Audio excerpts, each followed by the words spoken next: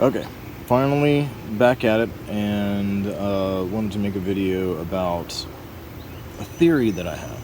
Now, I can't prove this. I don't think anyone can prove this. But here is what the theory is. Everything is a balance of opposites. Okay? We have night and day, light and dark, good and evil, up and down, positive, negative, male, female, right? And everything is just in this cycle of this balancing of opposites. And I actually see that as the zero, right? So we are an expression of this balance of opposites. So when we're awake, we're experiencing one half of ourselves. And when we're awake, we look, what do we have? We have bodies, they're finite, I have a boundary layer here.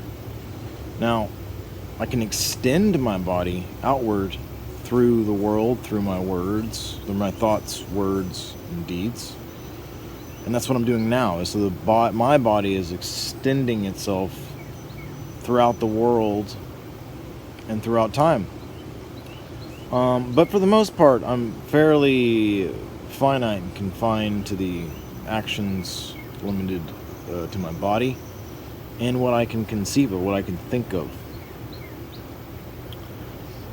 So I think at night, just like the opposite of life is death, when we go to sleep, we're experiencing a smaller version of this type of death. And what happens in death?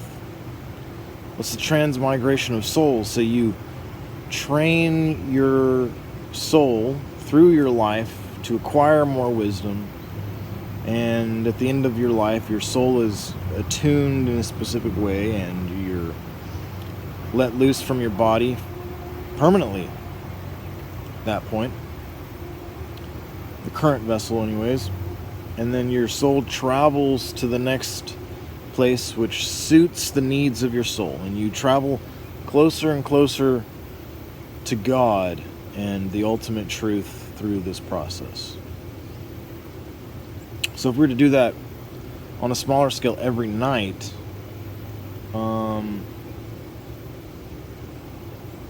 then it might be possible, if we live in this multiverse, if there's in infinity contains an infinite number of infinities of itself, then we might be able to attune our souls in the day, just like we can attune the soul to the whole lifetime. And so with each day, or maybe it takes a day, maybe it's something you can do before sleep, we can attune our souls to new worlds, new lives, new destinies, new possibilities, right? But of course, you can't lie to yourself. You can't lie to your soul. Your soul is the thing thinking. So, you must have a strong foundation to apply a strong charge to your soul. So, this is where we've reached new territory, where you might bring your own creativity and the things that are empowering to you to help you attune the spirit before it enters the dreaming world where you want it to go.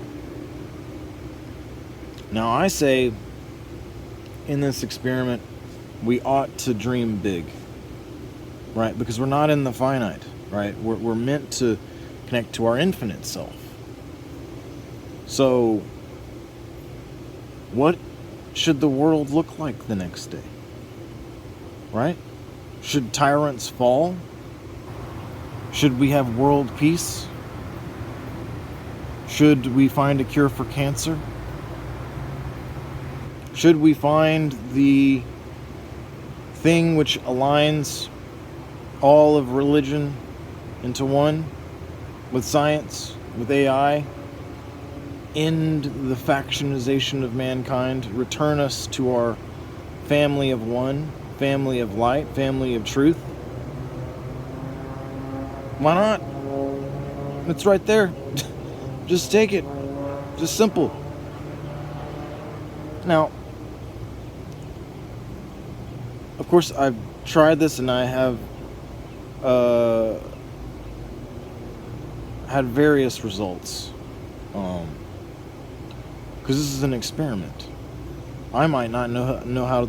I might not have created the right key yet for myself to unlock the right door where I want to go. But I do feel every day I'm getting closer. I do feel every day the door opens a little wider. I do feel like I am on the right path. My soul feels more at peace. And what I'm describing is nothing more than what other people call prayer anyways, but from an angle of the power that was given to all of us in our souls by God. Instead of asking for God for it, I'm saying, I'm going to take my soul, and tonight we're going into this dimension. And so the soul doesn't have memory and doesn't have, I guess that's not true, but it's very different from the waking life, which is a very linear thing. And if it works in the same way that souls do in the transmigration of souls, then really it's just about tuning it. It's just about getting into the right feeling. It's about getting into the right state of mind. It's pointing it in the right direction, and it launches itself, which is what the waking life is meant to do. So that's why mantras are good. If you start describing all of the world that you want to see, and you start going through all these things and including all the aspects, before you know it, you will have crossed over it and not realize. It's like counting sheep, but productively. Are there more powerful ways to do it than this? I would imagine so. I know that if I really want to charge my soul with something, I play a song. That's what I do. And there's nothing that's more powerful than that for me. You can't really do that as you're drifting off to bed. But again, this is all an experiment. It might be that if you worked on this process for an entire day instead of just simply before bed, then the soul would be so charged up in this specific manner, that maybe you have something that applies to it at breakfast, maybe you have something that applies to it at lunch, maybe you have something that applies to it, after that, and you are making music and with regard to that, or you're writing poetry, or you see, you're just doing something all day that is attuning yourself to the destiny that you wish to see. Now, interestingly enough, this is also a way in which you just begin creating the world that you want to see. You start doing all the things that you want to happen. So your deeds become the deeds, which then become the catalyst for the universe that you want to happen. But I believe that it is happening twofold.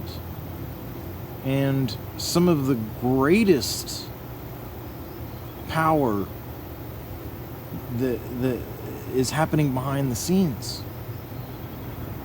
Doors are opening up that we don't even realize are being opened up. So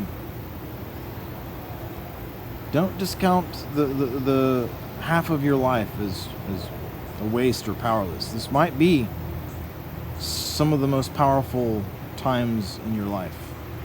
And if you treat it as such, it seems as if one way or another you're going to see the benefits of it. I know that for a time I was very depressed and down, and the world was very dark, and I didn't see a way forward. And the way that I got through that was transforming my inner dialogue before sleeping. And what I would do is talk about everything that I loved. That was what I'm just naming every single thing that I loved, as many things as I could, because it's easy to take for granted all of the beautiful and wonderful gifts that we have in our lives. So go ahead and give that a shot. Go ahead and try your own techniques, and let me know if something happens. Let me know if something works, because I'm interested. This is an experiment that we're participating in together. So anyways, that's all that I have for now. I have another video that I'm working on, which is trying to recreate the universe from nothing. From the number 0, right? You start with the number 0, and then you build from there. And I got my iPad here set up so that I can actually draw it out one step at a time and show how all these things connect to make a unified, cohesive worldview that we're all created by and connected to, and all of these things. And so I don't know when I'm going to put that out. Maybe on my birthday, because I see it as pretty important. That would be a great thing to give to the world. So anyways, I hope you all are all doing good, and I will see y'all later.